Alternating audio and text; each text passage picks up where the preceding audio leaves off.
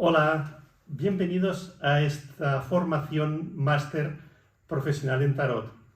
Es una serie de clases en donde veréis muchísimos enfoques relacionados con el tarot, donde veréis que existen muchas masterclass, hay muchos artículos, ejemplos prácticos de lecturas, en fin, hay una gran variedad de conocimientos. Pero en esta primera lección lo que queríamos es, ante todo, claro, daros unas herramientas para la consulta profesional. Es decir, qué es lo que hay que tener en cuenta antes de una consulta, durante la misma, al final, cómo llevar a cabo cada uno de los procesos. Y es lo que vamos a tratar en esta clase. Lo primero que tenemos que hacer cuando tengamos al consultante o en el caso de que sea una escuela o que estemos en una clase con los alumnos, lo primero que tenemos que enseñar es a conectarnos con la presencia del ser superior de la persona para que pueda revelarnos aquello que realmente deba la persona rectificar o cambiar o saber. Entonces vamos a barajar las cartas, siempre damos vueltas para que la persona, entonces tenemos al consultante delante y le hacemos también girar las cartas.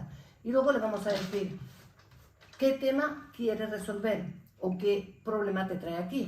Vamos a poner una que nos va a hablar del consultante, otra del problema, diferentes cosas que el consultante quiera preguntar. Podemos ir añadiendo, si queremos, cartas dependiendo de lo que nos esté el consultante comunicando. Sí, bueno, entonces diríamos, en resumen, que la primera fase sería un centramiento, es decir, tratar de estar centrado, olvidarnos de todas nuestras preocupaciones, de nuestros problemas, de todo aquello que esté fuera del ámbito de la consulta. En definitiva, de lo que se trata, en primer lugar, es de centrarnos en el aquí y ahora, estar plenamente atentos a este momento, a todo lo que va a ocurrir.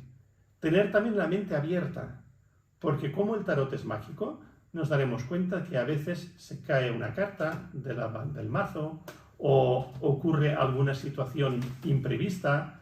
Y en definitiva, toda esta serie de situaciones, si tenemos la mente abierta, seremos capaces de prestar atención, de darnos cuenta de lo que está pasando. Para lograr ese centramiento hay diferentes técnicas, cada uno tendrá las suyas. Hay personas, por ejemplo, que prefieren hacer una oración a sus guías espirituales o a ciertas entidades espirituales a las que tengan fe. Hay personas que prefieren hacer unas respiraciones o hacer una pequeña meditación. Entonces ya cada uno, digamos, va a realizar la técnica que más le vaya bien. Ahora hay que tener en cuenta también que con la práctica, a medida que vayamos teniendo cada vez más conexión con el tarot, ese proceso de centramiento será más rápido. Y entonces puede ser que en segundos, prácticamente, en muy pocos minutos, la persona llegue realmente a lograr esa conexión o ese centramiento. ¿Sí? Entonces yo quería explicaros, perdón, que si el consultante lo tenemos delante de nosotros y la carta le sale invertida, representa que la persona está paralizada, está encerrada, le falta comunicación, no sabe cómo salir y lo que necesita es luz. Vemos que el arcano del mundo le sale invertido, el juicio sale invertido, le pendul sale invertido. Entonces esta persona la tiene paralizada una situación de su infancia, de su pasado. Entonces, como que el futuro sale brillante porque sale el sol, significa que esta situación va a salir, pero le vamos a dar el consejo correspondiente a qué debería de hacer esta persona para salir. Pedir a las leyes espirituales, sobre todo a la ley del karma, que sea limpiado y liberado, que le revele aquello que no hizo correctamente, qué es lo que no valoró, qué es lo que no hizo, para poder ir subsanando esta situación. Entonces ponemos una aquí, a ver hacia dónde mira, y nos sale de que esa infancia le viene de cuando estaba en el vientre de la mamá. Ponemos otra que nos dirá qué tiene que limpiar, pues liberar los conceptos que tiene, porque cuando estaba en el vientre de su mamá, este ser, este alma, ya venía preparado para vivir esta experiencia, enseñarle que es una experiencia que debe de afrontar como algo que le va a transmitir luz, experiencia, porque de las experiencias se aprende y tenemos que aprender a ser sabio. ¿Qué tendría que cambiar en su pensamiento? La forma de pensar, la forma de comunicarse y sobre todo unir su espíritu y su materia para poder desbloquear la relación entre su papá, su mamá y todo lo que esté en su entorno. Es decir, tiene que liberarse de los recuerdos de su infancia. Entonces tenemos que darle mucha luz, nombres sagrados si queremos, pero si no, con la voluntad de trabajar con la ley de liberación o la ley de la libertad, que es también la carta de Lemaitre. Con esto, si la persona toma conciencia, se desprende de todo aquello. O sea, enseñemos que ha venido a aprender. Enseñemos que ha venido a... Cada experiencia es un escalón de sabiduría. No le vamos a dejar que se marche con la idea de tu papá no te quiso, tu mamá no te quiso, sino tienes que aceptar que todo lo que ocurrió era perfecto. Y de esa manera vamos a darle luz y vamos a irlo liberando de karmas negativos. Bueno, suponemos de que vosotros ya conocéis el sistema de lecturas de Lemaitre a través de los otros cursos previos o más básicos que hayáis podido realizar. Ahora estamos viendo cómo orientar todo esto a una consulta profesional. Habíamos hablado del centramiento. Ahora pasaremos a la fase en donde ya tenemos a la persona delante y ya podemos empezar a barajar las cartas. ¿Cómo se barajan las cartas? Aquí partimos de la idea en que las cartas deben entrar en contacto tanto con el consultante como con el tarotista. Es decir, lo más recomendable es de que primero el tarotista sea quien baraje las cartas. Las cartas se pueden barajar o bien sosteniéndolas en la misma mano o bien dándole vueltas sobre una mesa en sentido circular, teniendo en cuenta que de esta forma provocaremos que hayan cartas que salgan al derecho y otras invertidas, que es lo que llamamos la tirada de la personalidad en los cursos de tarot de la Escuela Lemaitre. Todo esto está explicado. Entonces, la idea es de que nosotros vamos a barajar las cartas y después de barajar le pedimos al consultante que elija con su mano izquierda las cartas que nosotros le indiquemos. Como ya sabéis, existe todo ese proceso de la codificación, codificar cada carta, esto ya lo sabéis, pero ahora estamos viendo paso a paso cómo seguir todo ese proceso. Le vamos a pedir al consultante que elija él las cartas que le indiquemos. Esas cartas hay que tener en cuenta que siempre estarán mirando al consultante. Es decir, nosotros lo que vamos a hacer es interpretar lo que el tarot le dice al propio consultante. Porque el tarot no nos habla a nosotros, está hablándole a la persona que hace la pregunta. Por eso es tan importante que sea el consultante quien elija las cartas, quien toque también las cartas. Esto evidentemente cuando hay una lectura a distancia por teléfono no se puede hacer. Ya sabéis de los otros cursos que entonces tenemos otras técnicas como pedirle a la persona un número o pedirle que diga basta cuando estamos barajando y entonces corta el mazo por un punto determinado, en fin. Estos diferentes sistemas, el consultante también participa de alguna manera, ¿sí? Entonces, durante toda la consulta, que bueno, no vamos ahora a explicarla porque esto ya está explicado en los cursos de la Escuela Lemaitre, vamos realizando, digamos, toda una serie de apreciaciones y de comentarios de lo que dicen las cartas. ¿Cómo considerar que, en primer lugar, qué tipo de preguntas hay que se pueden hacer? En este mismo módulo pues tenéis una clase en donde decimos qué preguntas son pertinentes y cuáles no lo son. Entonces tenemos que saber exactamente qué tipo de preguntas no deberíamos admitir o deberíamos reorientar. A veces el consultante hace una pregunta que no es apropiada, como preguntar por terceras personas. Entonces todo esto lo tenemos que reorientar para que realmente la consulta sea algo útil para la persona y no caigamos en un chisme. A veces me preguntan... mi pareja me está engañando, me está traicionando, está con otra. Yo jamás le miro eso. Entonces le digo, perdona, vamos a mirar qué motivos tienes tú dentro de ti que te están llevando a, primero, sospechar de tu pareja. Entonces, según la carta que nos aparece, pues le tenemos que dar la explicación. Cambia tu actitud, cambia tu pensamiento, sé amorosa, sé justa, dale todo lo que tú sientes que necesita y deja que tu persona sea libre, deja que tiene su derecho de equivocarse. Si está con otra persona o no, no te corresponde, solo te corresponde saber si lo amas o solo lo necesitas. Porque si lo amas, vas a aceptar, aunque esté con otra persona, a que pueda estar con otra persona. ¿Por qué? Por amor. Si no hay amor, hay rabia, hay celos, hay desconfianza, entonces hay una mala convivencia. Tenemos que enseñar que ese no es el camino para corregir nuestros defectos de las vidas pasadas. Estamos aquí para enseñar y reeducar a los consultantes. Estamos aquí para guiar y orientar, para sembrar semillas de amor, no de desconfianza ni de ruptura. Ya serán ellos lo suficientemente habilidosos para separarse.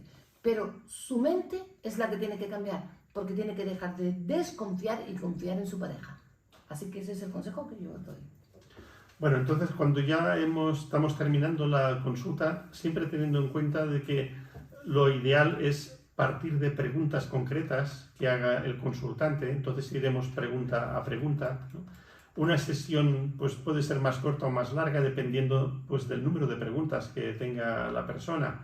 Esa consulta debe terminar siempre con una especie de consejo o de orientación para tratar de desbloquear la situación de la persona.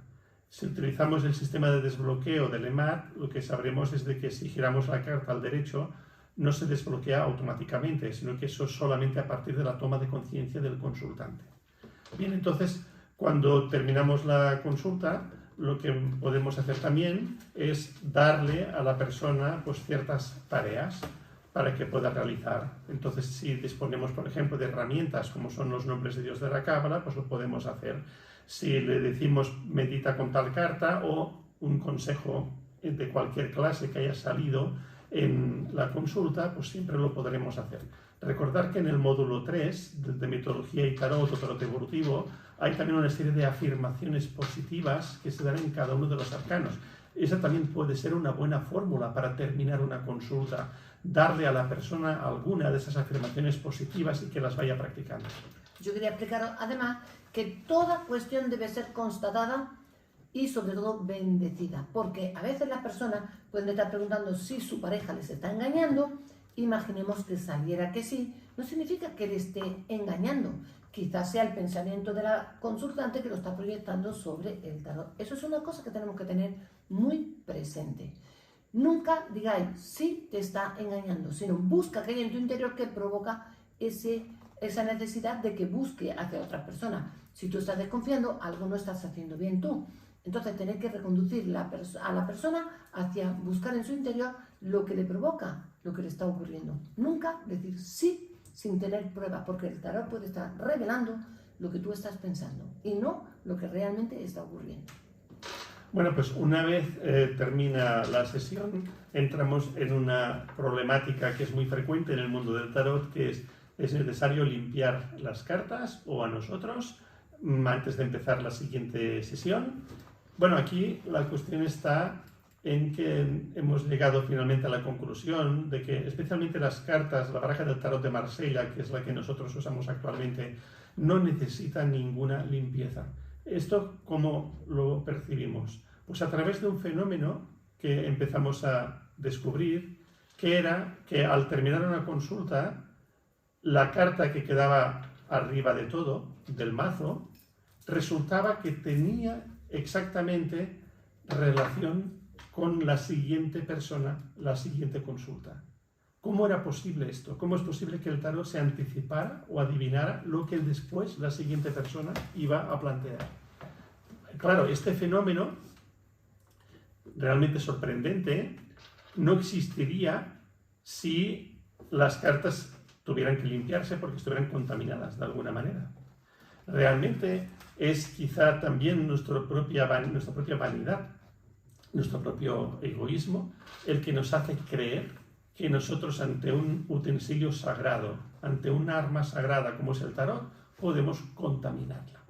Es decir, el tarot, como cualquier edificio sagrado, en principio es incontaminable. Al contrario, son esas energías las que nos limpian a nosotros. El tarot nos limpia a nosotros y no nosotros al tarot. Entonces, digamos de que el tarot, como contiene, esto ya lo sabéis por los cursos de la escuela alemana, contiene la geometría sagrada, la matemática, la numerología. Sobre todo la geometría sagrada es algo que permite una limpieza automática. Es decir, no van las cartas a contaminarse. No es necesario hacer ningún ritual extraño para purificar o para limpiar las cartas, porque no lo necesitan. Simplemente saber que son herramientas de Dios, que contienen códigos sagrados, que contienen una geometría sagrada, una simbología perfecta y pura que nos conecta con cada uno de los Sefirot y nos conectan con las cualidades de Dios. Así que no hace falta. Otra cosa muy distinta es que uséis una baraja que no esté cualificada o preparada, que esté ya o inventada por el hombre porque le guste el arte o la creatividad, pero que no sean los códigos del árbol de la vida. Estos arcanos pertenecen al árbol de la vida y el árbol de la vida y sus senderos son perfectos. Así que os recomiendo que no tengáis que estar pendientes de limpiar la baraja. Bueno, ahora vendría la cuestión que si tú ahora mismo estás empezando o hace poco que has empezado con la práctica del tarot, ¿cómo hacer para empezar? ¿Cuáles son los primeros pasos a seguir? Efectivamente, los primeros pasos suelen ser como si fuera un becario, es decir, una persona que va a hacer prácticas.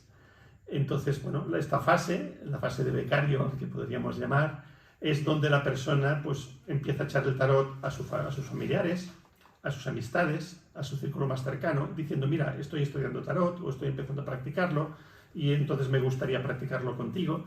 En esos casos, evidentemente, no vamos a cobrarle nada a la persona, ya que se trata de un simple ejercicio o de una práctica, pero eso nos sirve de desarrollo y para adquirir confianza y seguridad. Entonces sería una primera fase. A medida que la persona va adquiriendo esa seguridad, va sintiendo que está más suelta, que le salen mejor las lecturas, que le salen mejor las interpretaciones, pues entonces ya la persona se empieza a plantear la idea de dedicarse a ello profesionalmente. Posiblemente en un primer momento la persona tenga que hacer sus consultas desde su propio hogar o desde una oficina, o a lo mejor alquilando unas horas a algún centro, alguna librería, algún lugar. Es en ese momento, cuando ya damos ese paso al aspecto profesional, donde lo que recomendamos es una cosa muy sencilla, que es hacerse unas tarjetas de visita, aunque solo salga un número de teléfono. En esa tarjeta de visita, donde aparecerá nuestro nombre o un nombre que nos podamos idear, ahí ya podremos empezar, digamos, a darle un cambio, en el sentido de que vamos a decirle a la persona, son unas horas concertadas y el precio es tanto. Vamos a fijar una tarifa, vamos a fijar un precio. Hay que tener en cuenta que ese precio debe ser respetado siempre si queremos nosotros dar una imagen profesional. Otra cosa distinta es si una persona, por la razón que sea, no puede pagar esa consulta o no tiene el dinero suficiente para pagar una consulta entera. Entonces le podemos decir, mira, la consulta vale tanto, pero a ti te hago un descuento o te cobro solo esta parte. Pero la persona tiene que saber el valor que tiene esa consulta, porque realmente cuando ya la persona se dedica profesionalmente, si no le damos ese valor, la persona no va a darle importancia a lo que estamos haciendo. Y recordar, siempre codificar al consultante lo que le preocupa, cómo saldrá hacia adelante y cuál va a ser el futuro más inmediato. Recordar que tenemos que poner, si pregunta por su papá, la consultante y el papá. Si pregunta por su hijo, la consultante y el hijo. O si es un consultante, él y su esposa. Lo que queramos preguntar o lo que quieran preguntar, pero codificar, siempre codificar, para que sepáis quién es cada uno. Y así podréis darles una mejor respuesta. Y recordar que todo lo que sale en el tarot es lo que está en el subconsciente de todas las personas que vienen. No importa que te digan, no, es que eso no me pasa a mí, porque la persona lo que tiene en el subconsciente lo desconoce totalmente. Así que tener firmeza, seguridad y entereza de que el tarot va a decir la verdad, porque son herramientas de Dios, no lo olvidéis nunca. Bueno, en esta sección o en este módulo vais a tener también todos los apartados de lo que se llamaba el código ético del tarot o la orden de valores, que son toda una serie de recomendaciones y de ideas para tener en cuenta en la práctica profesional. Entonces es algo que recomendamos también estudiaros. Cualquier duda, cualquier pregunta que tengáis, nos la podéis formular aquí dentro de este curso. Hay una sección de comentarios donde todos los alumnos pues, pueden expresar sus dudas y pues esto, ¿no? Cualquier aclaración que necesitáis realizar.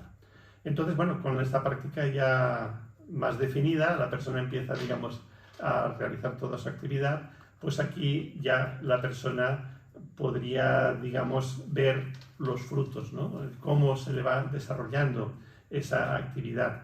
Evidentemente, este código ético es muy importante porque, claro, el boca a boca es lo fundamental. Cuando una persona queda satisfecha de una consulta y la recomienda a terceras personas, claro, cuando una persona pues, empieza a realizar acciones que no son éticas, eso también corre la voz y al final esa propaganda termina por hacer que la persona fracase. Consejo: siempre ser humilde, intentar de conectar con la presencia divina de Dios y con el ser superior de la persona, para que nos revele aquello que realmente necesita saber. No lo que quiere saber, sino lo que realmente necesita para su mayor evolución. Somos herramientas de Dios, somos instrumentos y como instrumentos tenemos que guiarnos por la humildad para que cuanto más humilde, más podamos percibir la ayuda para estas personas.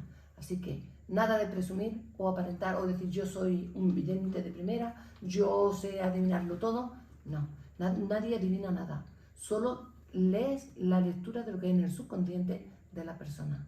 Humildad, nobleza, entrega, dedicación y mucho amor. Eso es lo que os recomiendo. Hasta siempre. Bueno, pues esperamos que os guste este apartado, este módulo que os hemos preparado y pues estamos a vuestra disposición. Mucha suerte y mucho éxito en el camino del tarot. Hasta pronto. Adelante.